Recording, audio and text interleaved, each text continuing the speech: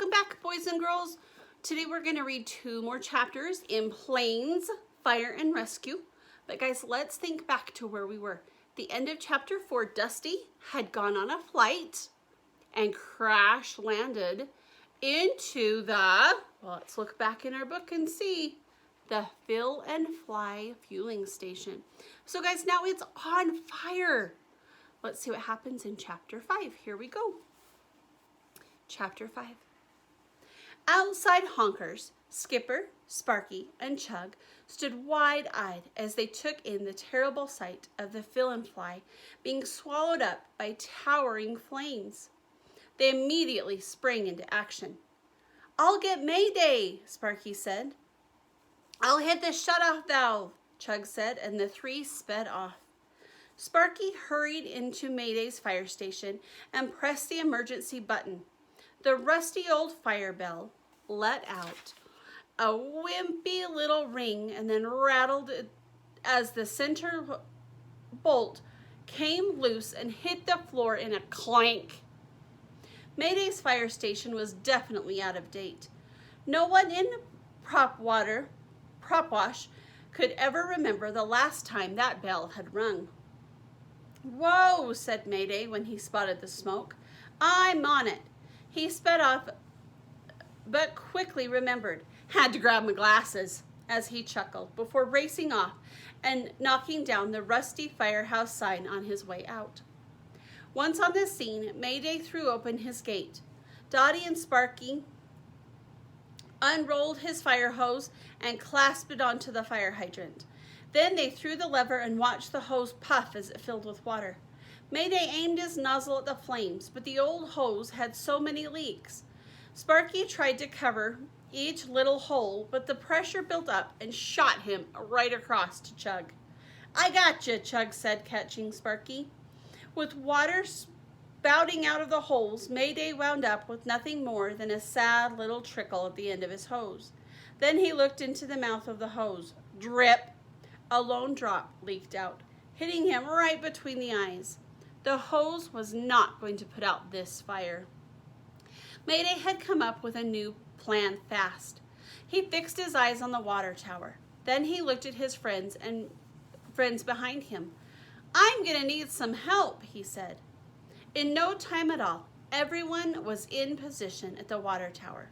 Dottie loosened one bolt from the tower's base and Sparky pried up another. They wrapped the old fire hose around the legs of the tower and everyone grabbed hold. Mayday hooked his winch cable to the tower and yelled, "Pull!" Mayday, Skipper, Chug, and Dusty grunted as they pulled with all their might. The tower let out a long, low groan as it began to lean. The old hose frayed as the crew pulled harder and harder. Suddenly, the tower tilted and collapsed, crashing onto its side. Water gushed in every direction, flooding the entire area and extinguishing the flames. The fire was finally out. Dusty looked down to see one of the Corn Festival flyers floating across the burned pieces of metal and ash. He felt awful. Chapter 6. The next morning, a couple of representatives from the Transportation Management Safety Team, TMST, showed up to investigate the fire. The charred Fill and Fly was quickly surrounded with bright yellow caution tape. Riker, a strict aircraft rescue fire vehicle with a very serious expression, arrived with an uptight-looking forklift. They eyed Mayday as the gang stood by, concerned. "TMST?" Chug asked. "This means serious trouble," said Sparky. Donnie sighed. "Transportation Management Safety Team," she explained. The TMST vehicles scattered orange safety cones around the area and then approached Mayday to discuss the fire. The forklift even put safety cones around poor Mayday. Then he harshly clicked his pen and began furiously writing on his notepad. Riker asked an uneasy Mayday a bunch of questions while the forklift took notes. Is, that guy writing down everything I say? Mayday asked nervously. Yes, said Riker. Well, so he just wrote that down? Asked Mayday. Yes. And that? Yes. And that? Yes. Riker getting frustrated. Can you provide me with some self-inspection records and your emergency procedure plans? Mayday chuckled timidly and explained that Propwash Junction didn't have any emergencies. Ryder did not like that answer. Or when Mayday added, besides, we did get the fire out. Is that your contingency plan, Mr. Mayday? Riker asked in a monotone voice. Every time there's an incident, you topple over a water tower? He was clearly not giving an inch. Mayday was ashamed. He stood there speechless. Dusty stepped in. This was my fault, he said. I clipped a tower.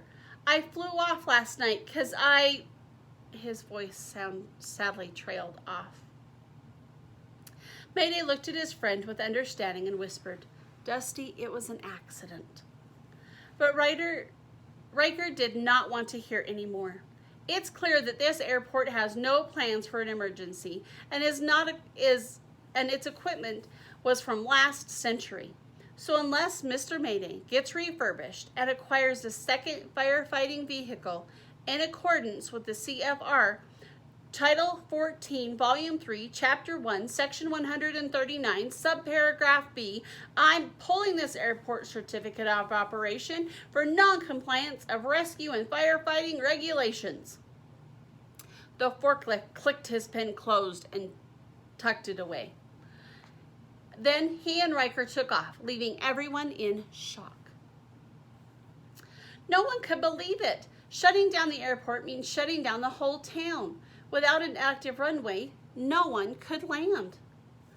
Everyone in Propwash gathered around the main terminal to discuss the terrible news. They immediately started worrying about the corn festival. Would there even be a corn festival this year? If the town was closed, they had to cancel it. This was a disaster. Skipper tried to get everyone to calm down. He and Dottie had a plan.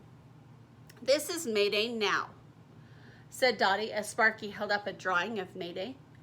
I did the drawings, Chug said proudly. We add a new 400-watt siren, a 200 GPM roof turret, a high-capacity water tank with integrated Class A foam cell. Sparky dramatically switched the picture to a new one of Mayday that showed what he would look like after all the upgrades. Mayday looked ferocious and totally cool. And we have a whole new Mayday, Dottie said. The crowd started to feel better. Maybe they could save Propwash after all.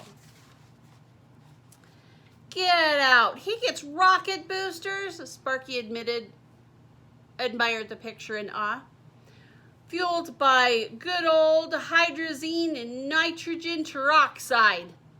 Of course, that stuff's highly explosive, so you don't want to get it around an open flame, Chug said. But he's a fire truck, said Sparky. Duh, go on, Dottie, Chug said, trying to cover his error. Dottie explained that once Mayday was upgraded, all they would need to reopen Propwash was a second firefighter. Again, panic set in along the crowd. Propwash didn't have the money to pay for another firefighter, and on top of that, it's fire season. They wouldn't be able to get a volunteer at this point. It seemed like a hopeless situation. Mayday sadly rolled toward his fire station. With the sun setting in the horizon, he adjusted his crooked fire station sign before he went inside. Dusty quietly approached Mayday, who was sitting alone staring at the back wall of his station. Knock, knock, Dusty said softly, entering the station. Oh, Hey, Dusty. Mayday looked at Dusty, but then turned back and continues to stare at the wall. Dusty felt terrible. This whole mess was his fault. I wish there was something I could do. Oh, there's nothing. It's all right. Mayday's voice cracked. I'm old, Dusty. Looks like my firefighting days are over. Dusty looked at all of Mayday's memorabilia hanging on the wall. There were plaques, medals, pictures, and articles from his many years as a firefighter. No, Mayday, there's still plenty of firefight left in you, Dusty said, trying to boost his friend's spirits. He leaned in for a closer look at one of the plaques. Look, right here, Firefighter of the Year. 1968, Mayday said dismally. Okay, your Bronze Star, Dusty said, gesturing to the award. Old and tarnished. Like me, Mayday said with a sigh. Dusty came up to a picture he had never noticed before. He gazed at it closely, inspecting the scene. It looked like an old crop dusting plane dropping water. Is that you and an old crop duster? Dusty asked.